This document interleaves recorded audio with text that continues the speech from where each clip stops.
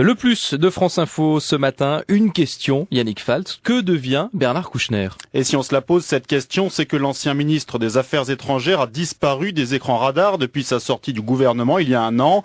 Mais à 72 ans, celui qui était l'un des symboles de la politique d'ouverture de Nicolas Sarkozy n'a pas pris sa retraite. Pour autant, sa nouvelle passion, c'est la Guinée, ce petit État d'Afrique de l'Ouest dirigé par Alpha Condé depuis un an également. Alpha Condé, un ami de longue date de Bernard Kouchner, ils se sont connus au lycée Turgot à Paris il y a un demi-siècle et leur amitié est toujours intacte.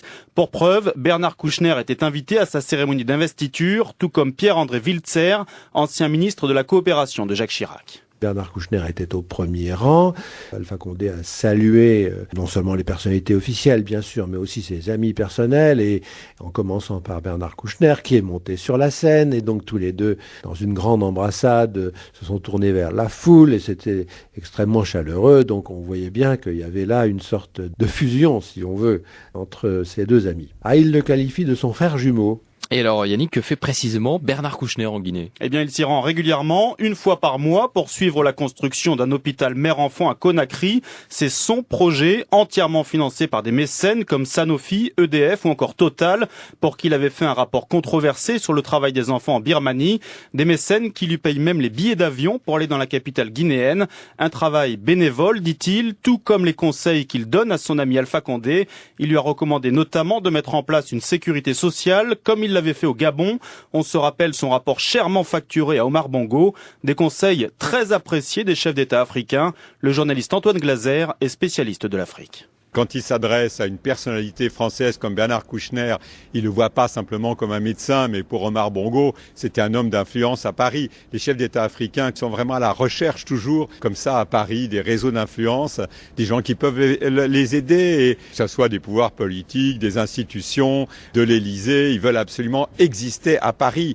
Bon, même si maintenant l'Afrique se mondialise et que les nouveaux dirigeants ont beaucoup moins l'esprit Tour Eiffel, tout de même, pour eux, c'est important pour leur aura, pour leur image.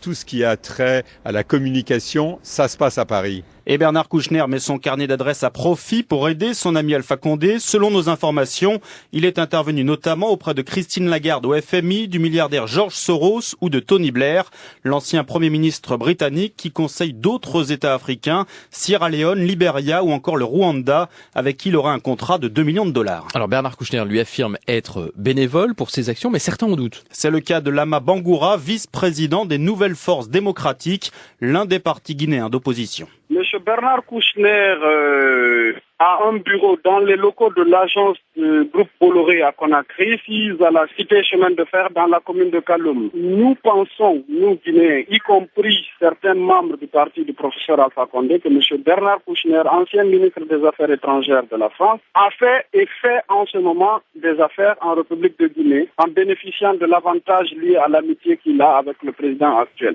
Yannick, que répond le principal intéressé face à ces attaques? France Info est allé à sa rencontre. Bernard Kouchner m'a reçu dans son luxueux appartement du 6e arrondissement. L'entretien commence cordialement. Que faites-vous aujourd'hui? La question est vaste. Je survis, je respire, je suis libre et j'aide mon ami Alpha Condé. Mais la conversation se tend au fur et à mesure que les questions deviennent plus précises. Là, sur ses conseils à Alpha Condé. Monsieur, je n'aime pas votre façon de poser les questions. Conseiller officieux, ça fait barbouze. Je suis pas une barbouze, je suis bénévole, je suis pas payé et je suis avec mon copain. C'est clair? Ici, sur la nouvelle société qu'il a montée en juin dernier, No Borders Consultants. Qu'est-ce que vous voulez dire? Je fais pas des conférences en Guinée, je fais des conférences quand on m'invite à travers le monde. Certaines sont gratuites, d'autres ne le sont pas, comme bien des gens, tout le monde. D'accord, monsieur l'inquisiteur? Et là, sur son bureau supposé chez Bolloré, comme l'affirme l'opposant Lama Bangoura. Des conneries! Qu'est-ce que j'ai besoin d'un bureau? Puisque je travaille au ministère de la Santé, avec le ministère de la Santé. J'étais sûr que vous en viendrez là. Allez, barrez-vous. Fin de l'entretien, Bernard Kouchner me met littéralement à la porte. Pas le temps de l'interroger sur l'objet social de sa société, No Borders Consultants, le conseil en développement durable, en santé, en relations internationales, mais aussi et surtout plus énigmatique, toute opération commerciale, mobilière ou immobilière, pouvant se rattacher directement ou indirectement à l'objet social. À quelle activité cela correspond-il? Question toujours sans réponse ce matin. Les nouvelles activités de Bernard Kouchner en Afrique. Le plus de France Info, signé Yannick Falt.